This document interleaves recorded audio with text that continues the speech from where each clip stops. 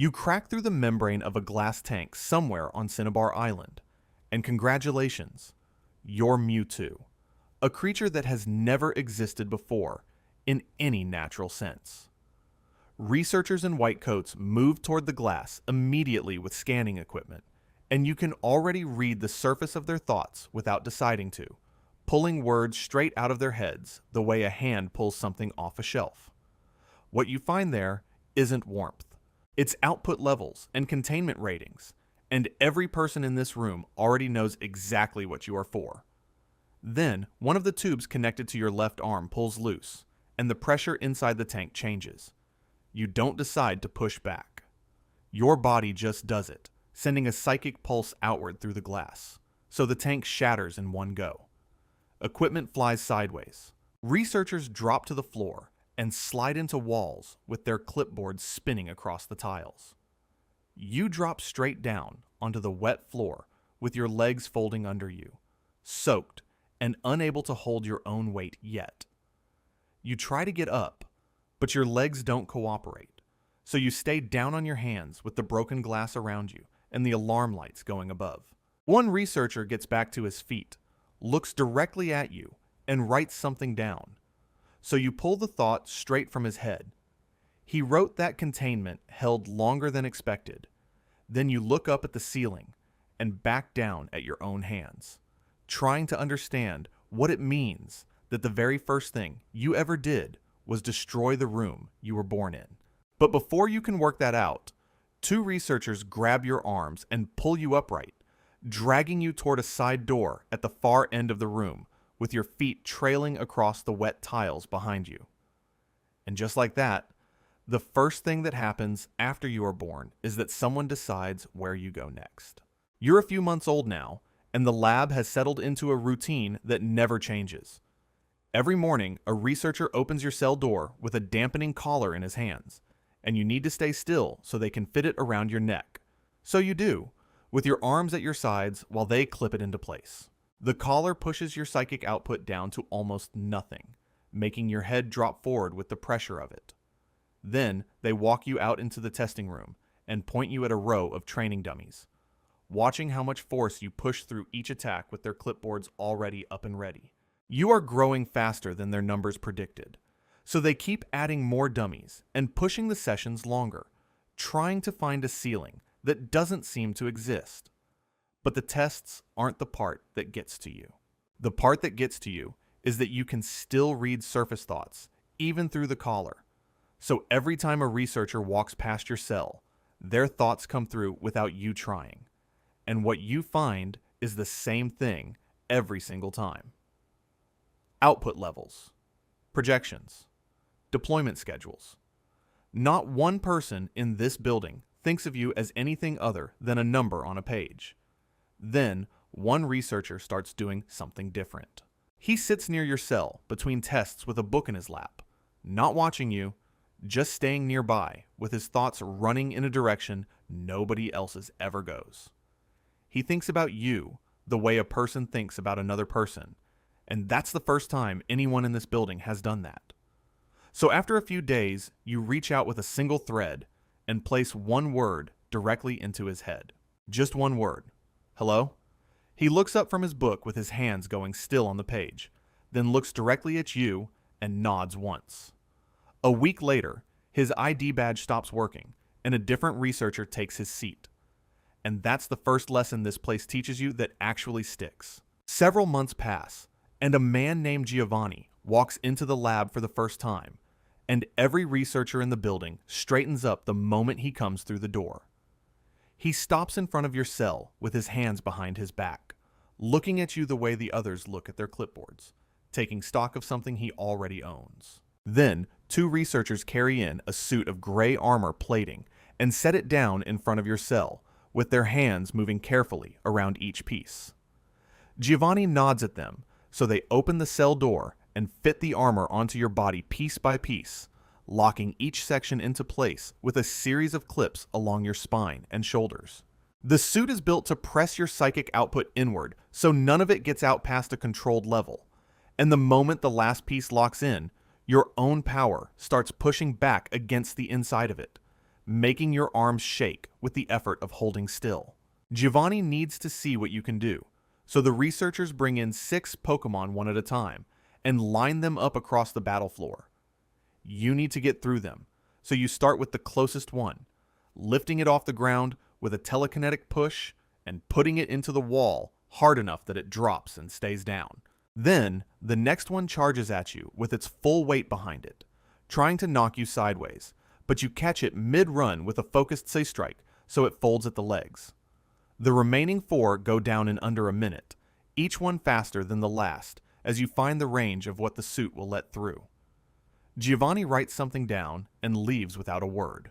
The researchers start collecting data from the floor, and you stand in the middle of it all with your arms still shaking, having just won every single round, and understanding for the first time that winning here means absolutely nothing at all.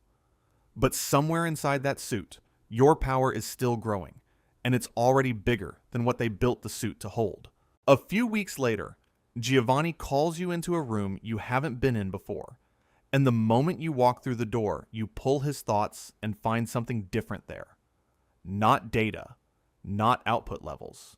Something closer to satisfaction, the kind a person has when a long project finally comes together the way they planned. He sits across a table from you with a folder open in front of him and starts talking. He tells you that you are the most powerful Pokemon ever created, that your strength belongs to Team Rocket, and that every test, every session, every caller, and suit was preparation for deployment. You will spend your life as their primary weapon in the field.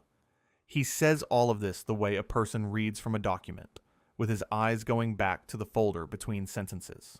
You need to understand what that means, so you reach across the table with your telekinesis and lift the folder out of his hands, pulling every page apart and spreading them flat against the walls of the room so you can read all of them at once. Deployment schedules, target lists, a column of numbers next to your name representing your estimated combat value in Pokemon per engagement. You are worth more than any other asset on the page by a significant margin, and that number is the only thing in the entire document that refers to you at all. So you stand up and you focus everything you have been building behind the suit's plating into a single outward push, and the suit splits apart at every seam at the same time, with the pieces hitting the walls hard enough to leave marks in the concrete. Giovanni gets to his feet and backs toward the door, but you are already moving past him with your full power running free for the first time. You take the building apart floor by floor on your way out, with every locked door and reinforced wall folding out of your path, and you walk through the last wall into the open air outside. And for about 4 seconds, that feels like the closest thing to freedom you have ever had. But you have nowhere to go yet, and that is a problem you will need to solve. You need somewhere that belongs to you. So when you find an island rising out of the ocean off the coast of the mainland with steep rock walls on every side and no way up except through the air, you lift yourself onto the plateau at the top and decide this is the place. New island. Yours. You need something to build with, so you start pulling rock from the island itself, using your telekinesis to drag slabs up from the ground and stack them into walls, then into rooms, then into a structure large enough to hold everything you are planning. It takes several days, with your arms out in front of you and your whole body shaking from the effort of moving that much weight for that long. But by the end of it, you have something that belongs to you for the first time in your life. That's worth noting. Then you start the cloning. You need others who understand what it means to be made rather than born. So you collect DNA from Pokemon near the island and bring them into the lab you have built, running the same process that produced you, but doing it deliberately, with a purpose you chose yourself. Cloned Venusaur, Charizard, Blastoise. Each one comes out of the tank slow and confused, and you stand in front of them with your arms open, which is the closest thing to a greeting you know how to do. They are yours, and you are the only thing in the world they have.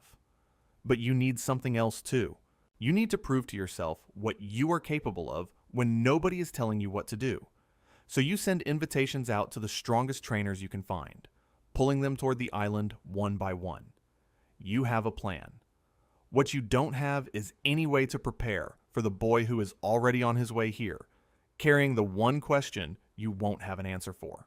The trainers arrive on New Island one by one, and the battles go exactly the way you expected them to.